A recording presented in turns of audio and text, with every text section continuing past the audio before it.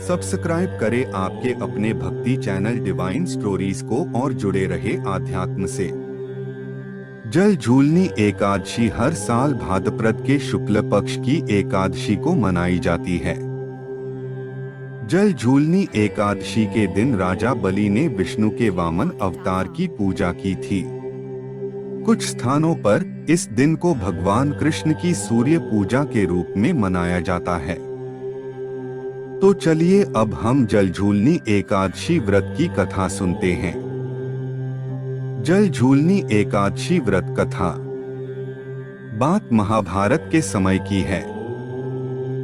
सम्राट युधिष्ठिर कहने लगे कि हे भगवान, भाद्रपद में पड़ने वाली एकादशियों का वर्णन करें। इस भाद्रपद शुक्ल एकादशी का क्या नाम है, इसकी विधि क्या है तथा इसका महात्म्य भी बताइए।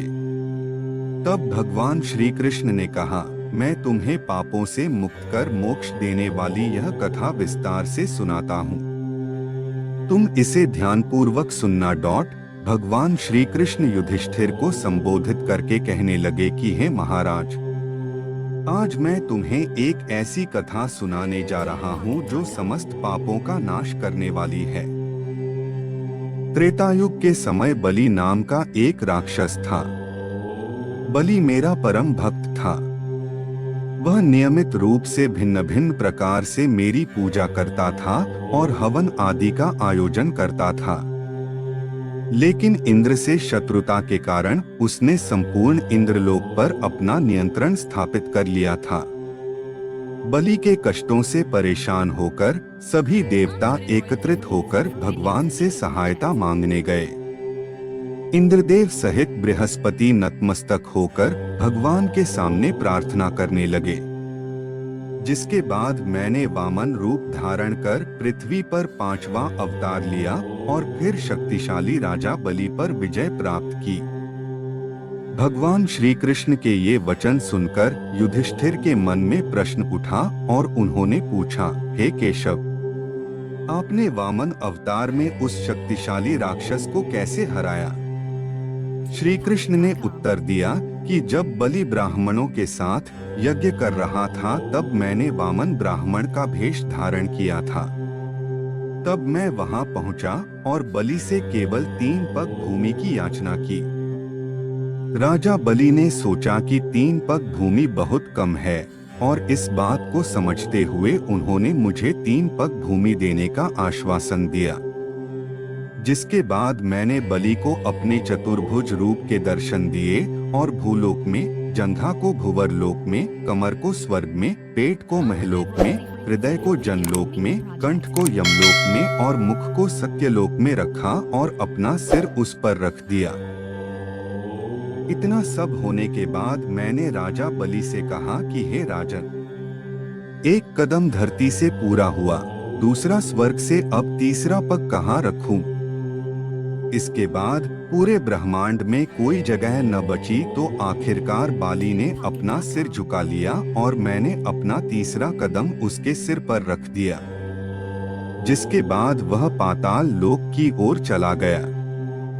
मेरे प्रति उसकी भक्ति और समर्पण देखकर मैंने बाली को यह आश्वासन दिया कि मैं सदैव तुम्हारे आसपास रहूंगा। जिसके बाद बलि के कहे अनुसार भाद्रपद मास की शुक्ल एकादशी के दिन मेरी मूर्ति उनके आश्रम में स्थापित की गई। इसी प्रकार हे राजन, इस एकादशी पर भगवान नारायण जो योग निद्रा में चले गए हैं, सोते समय अपनी बारी लेते हैं। इसलिए इस एकादशी पर ब्रह्मांड के निर्माता भगवान विष्णु की पूजा करना सबसे अच्छा माना जाता है। इसके साथ ही इस दिन चांदी, तांबा, दही, चावल आदि का दान करना चाहिए। रात्रि में जागरण अवश्य करना चाहिए। जो कोई भी इस एकादशी का व्रत विधि विधान से करता है उसे सभी प्रकार के पापों से मुक्ति मिल जाती है और मृत्यु के बाद उसे परम लोक की प्राप्ति होती है। जो कोई भी इस कथा को सुनता या पढ़ता है उसे 1000 अश्वमेघ यज्ञ के बराबर फल मिलता है। जल झूलनी एकादशी व्रत कथा। पूजा विधि। इस दिन अपने घर के पूजा स्थल को साफ करें और स्नान करके नए कपड़े पहनें। इसके बाद भगवान विष्णु और देवी लक्ष्मी की मूर्ति स्थापित करनी चाहिए। धूप, घी का दीपक, अगरबत्ती, पीले फूल और फल चढ़ाएं। भगवान विष्णु को भोग लगाते समय श्री विष्णु सहस्रनाम का पाठ करें और ओ नमो भगवते वासुदेवाय मंत्र का जाप करें। भोग लगाने के बाद इसे प्रसाद के रूप में लोगों में बांट दें। जल झूलनी एकादशी के दिन अन्न न खाएं और फल न खाएं।